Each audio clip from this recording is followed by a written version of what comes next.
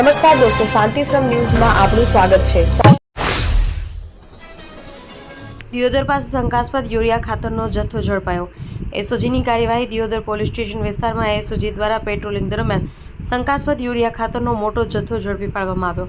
મળેલ ચોક્કસ માહિતીના આધારે પોલીસ દ્વારા એક ટ્રકને અટકાવી તપાસ કરતા તેમાં નીમ કોટેડ સબસિડીવાળું યુરિયા ખાતર ભરેલું મળી આવ્યું। પોલીસે ટ્રકને રોકી તપાસ કરી ડ્રાઈવર અબ્દુલ ખાન દિલાવર ખાન પાસેથી યુરિયા ખાતરનો જથ્થો મળી આવ્યો। ત્યારબાદ ખેતીવાડી વિભાગના અધિકારીઓને બોલાવી તપાસ કરાવતા યુરિયા ખાતરનો જથ્થો શંકાસ્પદ હોવાનું જણાતા હાલ પૂરતો સીલ કરી દિયોદર પોલીસ સ્ટેશન ખાતે રોકવામાં આવ્યો છે। ડ્રાઈવરના જણાવ્યા અનુસાર દિયોદર જેતડા રોડ પર આવેલા રાટીલા ગામ નજીક નાયરા પંપની બાજુમાં આવેલા બજરંગ કોર્પોરેશનમાંથી ભરેલો હોવાનું જણાવેલ છે। જોકે ખેતીવાડી અધિકારીના જણાવ્યા અનુસાર બજરંગ કોર્પોરેશનનો ગત ફેબ્રુઆરી માસમાં સબસિડીવાળું લાયસન્સ મંજૂર કરવામાં આવેલ છે અને અમોએ આજે બજરંગ કોર્પોરેશનની મુલાકાત લેતા તેમાં પીએસ મશીનમાં બોલતો 59 ટન જેટલો ખાતરનો જથ્થો આજે પણ એના ગોડાઉનમાં અંદર જોવા મળી રહેલ છે। તે આ ખાતર ક્યાંથી આવ્યું હશે એ પણ હજુ શંકાના દાયરામાં હોવાનું જણાય છે। પ્રથમ ડ્રાઈવરના કહેવા મુજબ ડીસા જેતરા રોડ ઉપર 5 કિલોમીટર અંદરથી ગાડી ભરેલ, આમ અનેક શંકાઓ ઊભી થઈ હતી।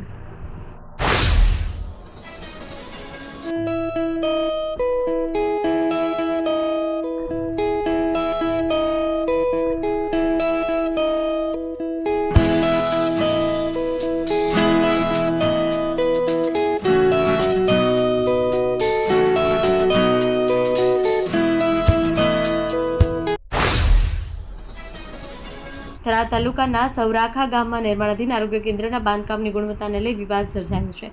ગ્રામજનોએ બાંધકામમાં હલકી ગુણવત્તાની સામગ્રી વાપરવામાં આવતી હોવાના આક્ષેપ સાથે કામ અટકાવી દીધું છે। જોકે કોન્ટ્રાક્ટરે સરકારી માર્ગદર્શિકા મુજબ જ કામ થતું હોવાનો દાવો કર્યો છે।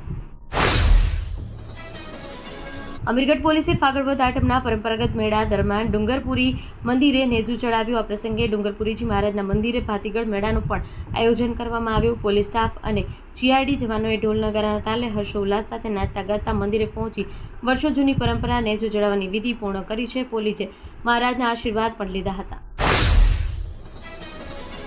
થરાદ તાલુકાના જાદલા અને ડેલ ગામ વચ્ચે આવેલી મુખ્ય નર્મદા કેનાલમાં એક યુવકે ઝંપલાવી હોવાની શંકા સેવાઈ રહી છે। આ ઘટનાને પગલે યુવકની શોધખોળ હાથ ધરવામાં આવી છે।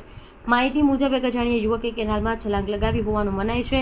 ડેલ પુલ પાસે યુવકની રિક્ષા અને મોબાઈલ ફોન મળી આવ્યા હતા, જેના આધારે તેને કેનાલમાં ઝંપલાવી હોવાની આશંકા વધુ પ્રબળ બની છે। ઘટનાની જાણ થતાં આસપાસના ગામના લોકો મોટી સંખ્યામાં સ્થળ પર એકઠા થયા। થરાદ નગરપાલિકા ફાયર બ્રિગેડની ટીમ તાત્કાલિક ઘટના સ્થળે પહોંચી અને સ્થાનિક લોકો તથા તંત્ર દ્વારા કેનાલ વિસ્તારમાં યુવકની શોધખોળ હાથ ધરવામાં આવી હતી।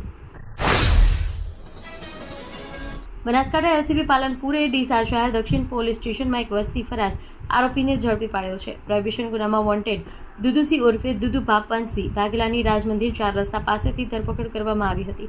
બનાસકાંઠા જિલ્લા પોલીસ અધિક્ષક પ્રશાંત સુંબે નાસ્તા ફરતા આરોપીને પકડવા માટે સૂચના આપી હતી। સૂચનાના આધારે એલસીબી પાલનપુર પોલીસ ઇન્સ્પેક્ટર એવી દેસાઈના માર્ગદર્શન હેઠળ એલસીબી સ્ટાફ ડીસા શહેર વિસ્તારમાં પેટ્રોલિંગ કરી રહ્યો હતો।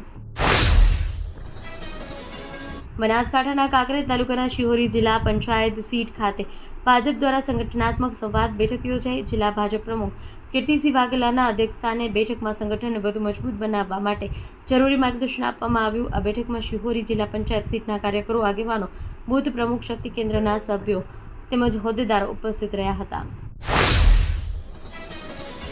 Simco Sunlight Paints, Simco Sunlight Paints કવિન સાફ્ટર મશીનથી કલર બનાવનાર નવીન ઘરને સુશોભિત કરવા એકવાર અવશ્ય મુલાકાત લો। Simco Sunlight Paints, Simco Sunlight pants.